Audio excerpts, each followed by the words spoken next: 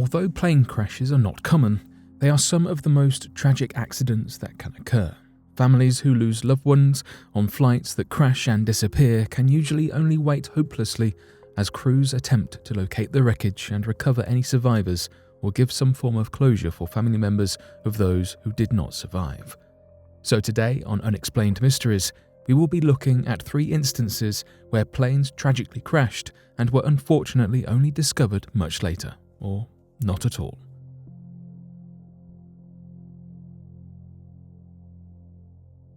Eastern Airlines Flight 980. Eastern Airlines Flight 980 was a flight from Paraguay on its way to Miami, Florida, when it began descending for a scheduled stop in Bolivia after having veered significantly off course for unknown reasons and struck Mount Illimani at around 6,000 meters, taking out everyone on board and scattering the wreckage over an incredibly large, snow-covered glacial area. The accident was the highest altitude controlled flight into terrain in commercial aviation history, and investigators were eager to uncover the cause for such a catastrophic incident. However, because of the incredibly remote terrain, expeditions were only able to recover a few articles and no bodies, with no indication as to why the plane had crashed. The plane's black boxes, or their flight data recorder and cockpit voice recorder, were never found. When black boxes go missing after a plane crash, it is usually because the plane crashed in the sea and the black box was unrecoverable at the bottom of the ocean. However, 2 young Americans were interested in Flight 980 because the black box was undoubtedly somewhere on land, not at the bottom of the sea. So Isaac Stoner and Dan Futrell began researching the 5 previous expeditions that had unsuccessfully attempted to recover bodies or flight recorders. Many theories were fueled when each expedition returned empty-handed, as contraband was frequently smuggled on flights from South America to Miami, and 5 members of Paraguay's richest families were on board the flight. Many people believed that the flight had been hijacked and the black boxes destroyed. However, Stoner and Futrell learned that the glacier had retreated and, combined with the lack of snowfall, this meant that if anything had been hidden below the snow, it would likely be visible on their trip.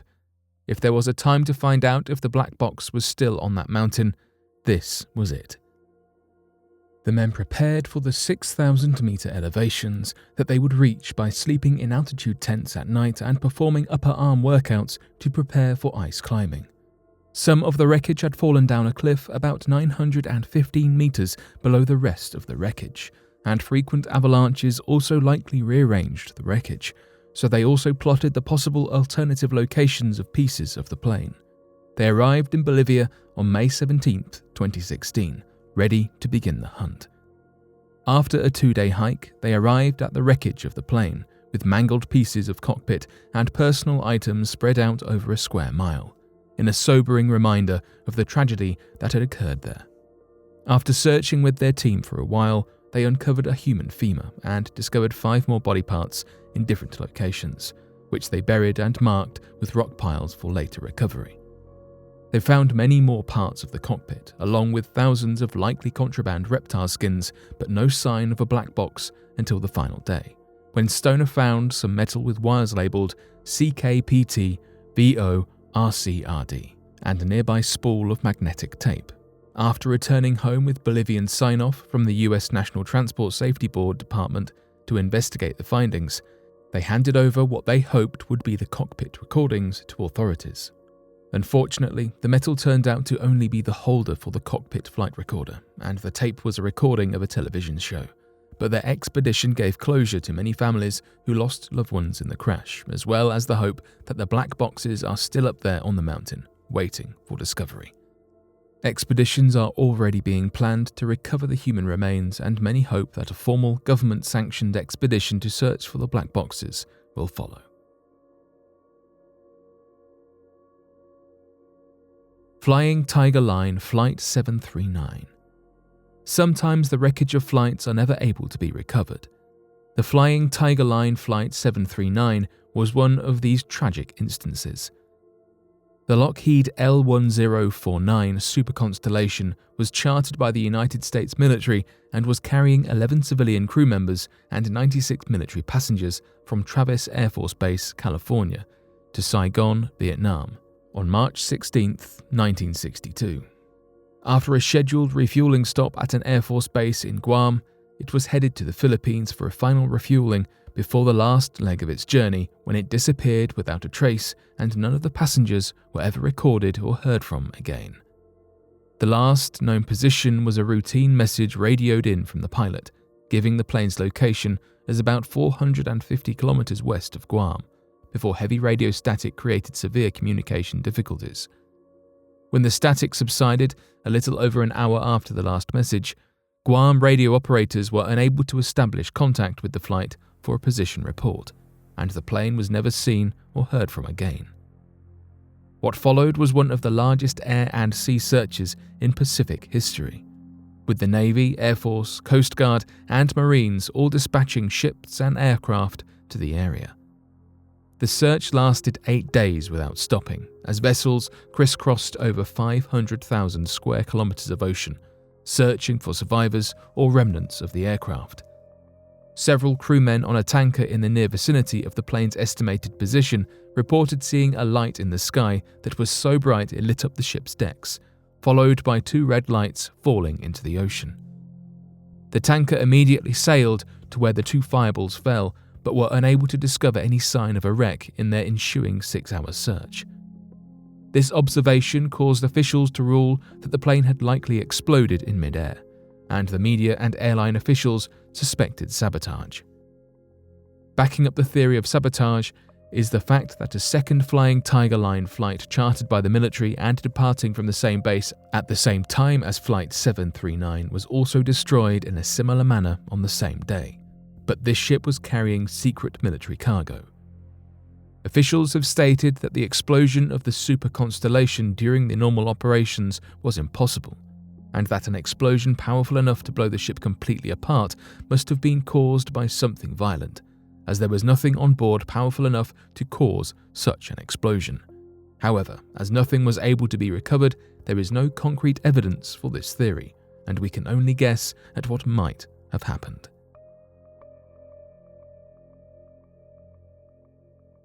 Air France Flight 447.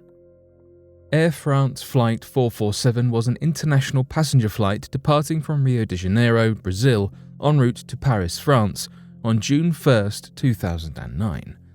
Mid-flight, the systems on board stalled out and the flight plummeted into the Atlantic Ocean, taking the lives of all 228 passengers and crew on impact, making the crash the highest aviation accident in the history of Air France. The search and recovery effort was incredibly widespread and lasted for over a week as teams attempted to find pieces of the wreckage that might give them a clue as to what had happened and return bodies to their homes and families for burial. At its peak, the recovery team numbered over 1,000 individuals from the Brazilian military, with 15 aircraft devoted to scanning the surface of the ocean. By June 16th, 50 bodies had been recovered and identified, and underwater searches began for the missing black boxes that would tell investigators what had caused the devastating crash. Because the terrain of the ocean floor in this area was over 3,000 meters deep in places and incredibly rugged, it took over 2 years before the debris of the wreckage was located on the ocean floor, including the black boxes and the remainder of the bodies. Although some initially suspected sabotage or terrorism and a criminal investigation for manslaughter was opened in the days following the crash, the official report on the cause of the crash, following the recovery of the flight data recorder and the cockpit voice recorder, was able to finally explain what had happened. Reports say that the plane's speed sensors began to indicate conflicting measurements, possibly because of ice crystals blocking the plane's pitot tubes, which then caused the plane's autopilot to disconnect. This in itself is not enough to cause the plane to crash, but the cockpit voice recorder tells how the 3 pilots reacted inappropriately to the system failure, worsening the situation. The occurrence of the failure in the context of flight in cruise completely surprised the crew of Flight AF 447. In the first minute after the autopilot disconnection, the failure of the attempt to understand the situation and the disruption of crew cooperation had a multiplying effect, inducing total loss of cognitive control of the situation, claimed the official report on the cause of the accident.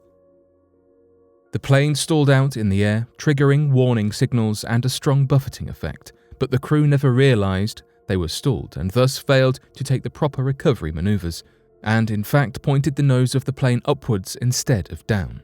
The plane hit the water belly down, immediately killing everyone on board from the speed of descent and trauma of impact. Aviation specialists have used this tragic crash to make several safety improvements on aircrafts, as well as increasing training of pilots for emergency situations and communications such as this.